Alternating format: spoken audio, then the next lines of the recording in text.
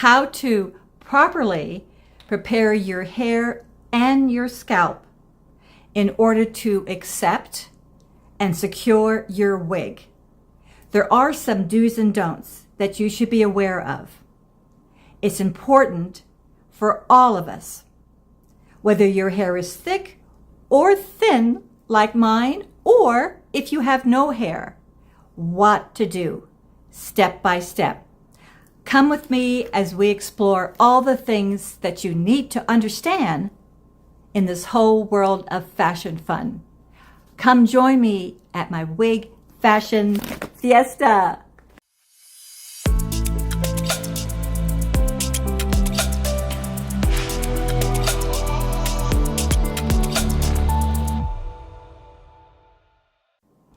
Okay, here I am with my own very, very thin hair. Now, I'm a baby boomer, and I know many of you can say, well, why don't you cut your hair? Why don't you keep it really, really short?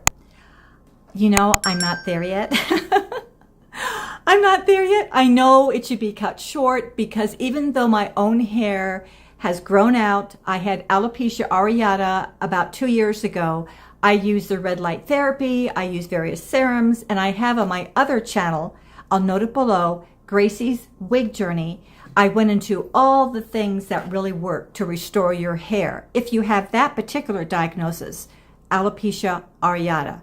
It does come back, but it takes a long time.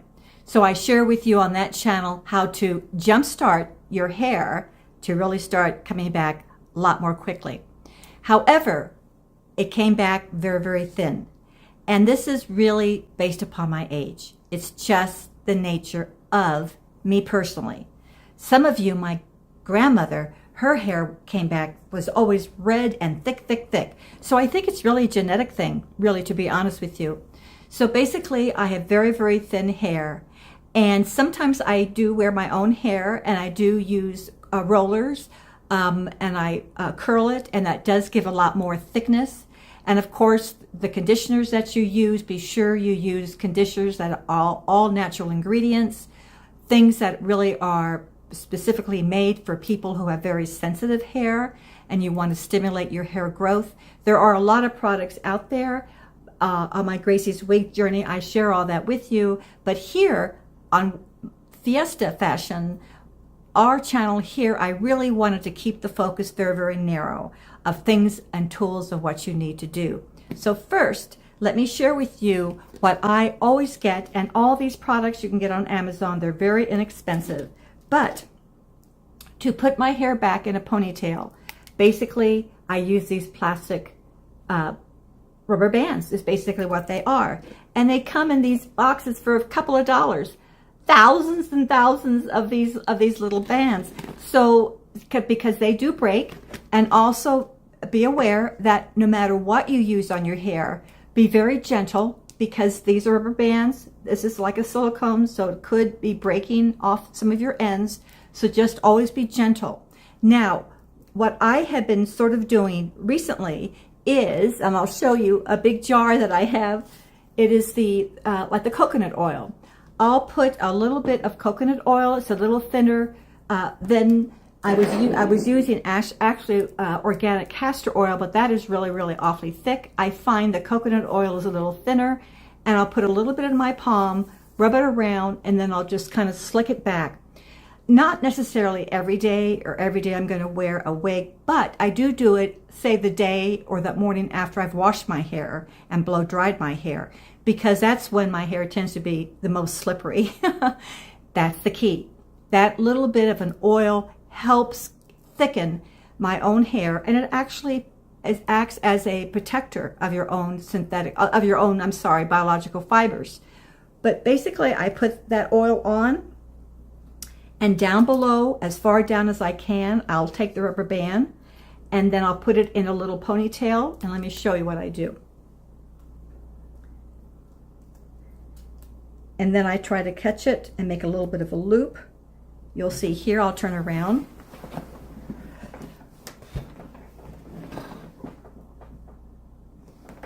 Hopefully you got that. Anyway, that basically is, my whole hair is really set.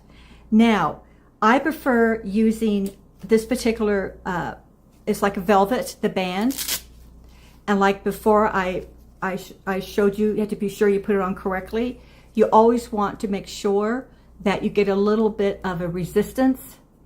That means that you'd be going back towards your back. So I put this on here. And down below, underneath a little ponytail. Also bring your ears out if they're covered. Also what I do is I double check to be sure that this is all nice and flat. And always bring the band back. That is my particular preference. Why? Because I have dark hair, and actually because of it, I tend to always get wigs that are what they call a shadow root or a dark root, like this one here. This is a Raquel Welch Spotlight, but this has the darkened roots. And the reason being is that the darkened roots then match my own natural hair.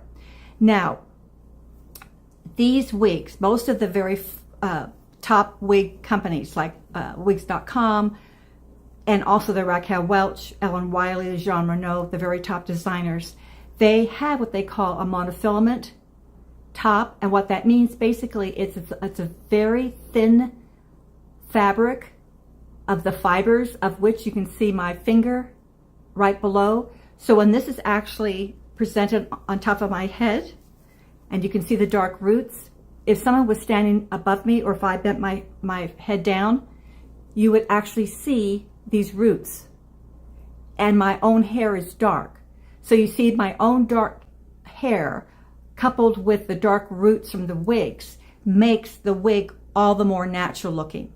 The same applies not only to the crown, but also right here, also here, and a lot of times in my other channel, Gracie's Wig Journey, I work with women that are corporate executives. If you want to be a diplomat, if you want to be successful with your career, I go into all the various wigs and the wig styles and how you style your hair to be very professional and elegant in your presentation.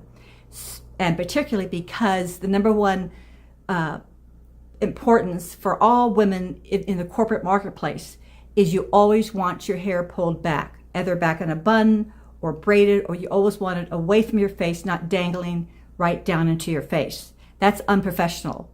And so if you have dark roots or if you have blonde roots, you want to make sure that your wig, when you're wearing it back, basically all blends in with your own natural hair.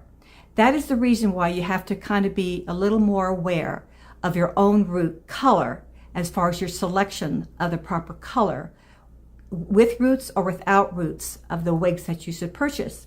So that basically is very, very important. Also, a lot of your very fine wigs, as you know, come with what they call a lace front.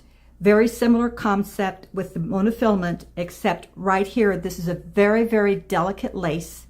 It easily, after just a few wears, can be lifting up.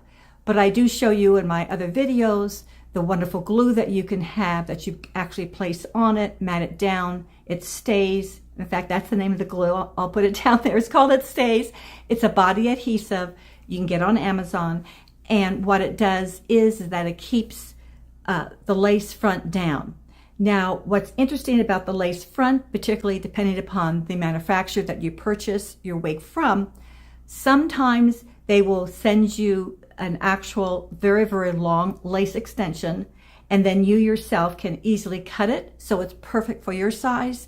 Or like me, because I'm not into hair, into fashion as a profession, so I actually went to my beauty salon, and my hairstylist actually very easily cut that lace front for me. So, but the point of the lace front compared to the monofilament is one thing. It is hand-tied synthetic fibers, and if it's with a real hair, human hair, or human hair, it's all hand-tied here and right here, making it all the more real. So I hope this has helped you. Stay tuned for our next instruction. Again, I want to be your library. I want to share with you all the knowledge you need to know in purchasing your wigs. Come with me, join the fun for my next show.